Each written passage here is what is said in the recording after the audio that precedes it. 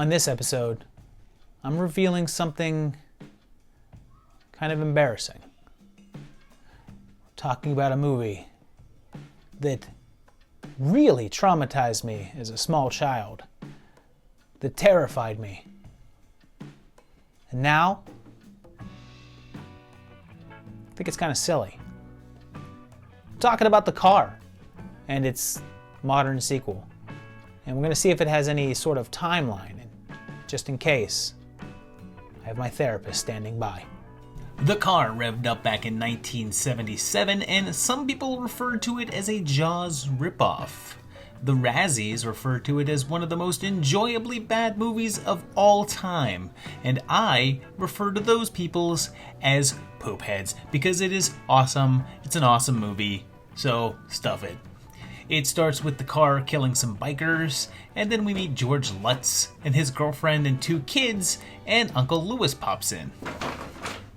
The police go on a hunt for the car, including Dick Jones, and there's posters on the station walls advertising a parade with a day and date that matches up with 1976, so that looks to be our year here.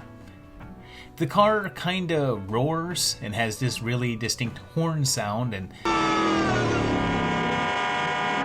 curiously there's a calendar here and it says it's August, and it looks like it says 1977, but the days of the month don't line up. They line up with 1976, so I guess in this universe, that's the way that it worked.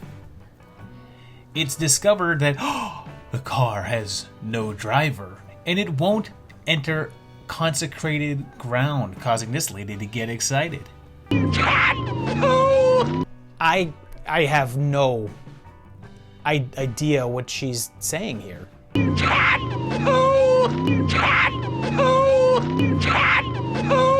This cop car explodes really, really easily, as do these ones, and man, did cars just have like dynamite strapped to them back in the 1970s? The car has no door handles and kills Lauren by driving straight through the freaking house. Okay, full disclosure. This is the scene that, as a child, just traumatized me. I didn't know if I could just be standing next to any open window in my house and a demon car could just come plowing through. It gets more confusing when Wade writes a note to his kids on a piece of paper from a journal that says May 30th, Memorial Day, which is when Memorial Day was in 1977, so that lines up, but August doesn't? I'm really confused by that damn calendar. They lead the car up to a canyon, forcing it off a cliff, which they then blow up with dynamite. There's a demonic shape in the flames, and all seems well, but in the credits, we see the car cruising through LA, so it survived and sets us up very nicely for a sequel.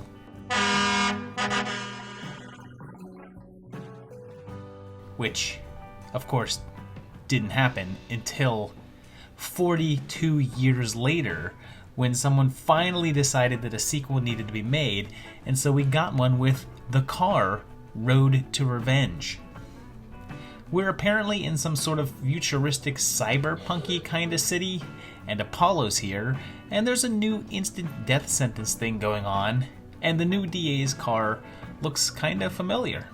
But it does have handles, and it isn't a demon.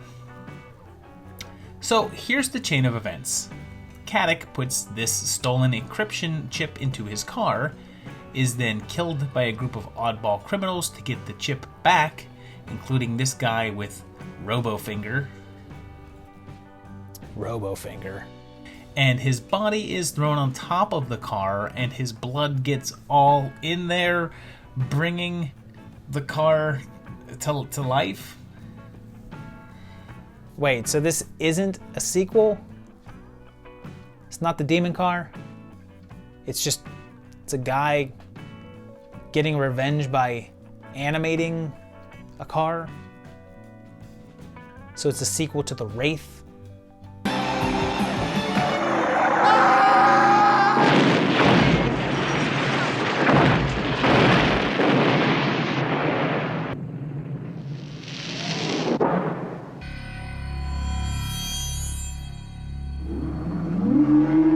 I mean, with the setting, it's more a Crow sequel than anything. Just replace the Crow with a car, and there's your movie.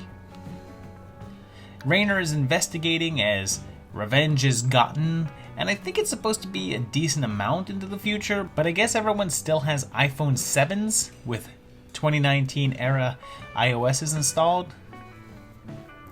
The car has no driver and plays love ballads to woo the DA's ex, and I guess there's sort of a Mad Max kind of chase, and somehow the car's bulletproof, which doesn't make any sense here since it's not a demon car, it's more of a rogue AI thing, sort of like Chucky.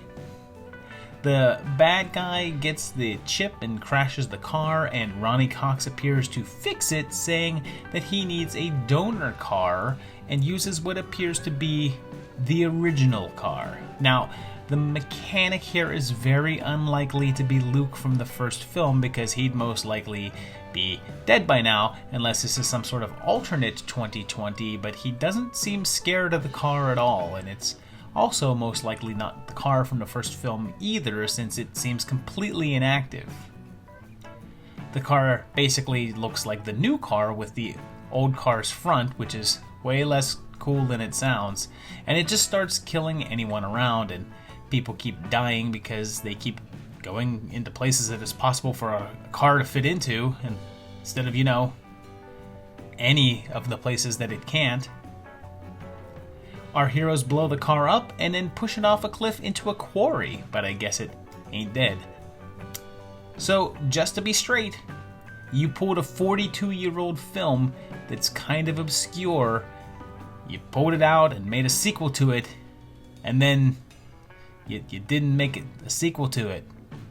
I mean, who's your target audience for this? Theoretically, it would be me, because I mean, I saw the original and I remember it and I liked it, and I would have liked to see more.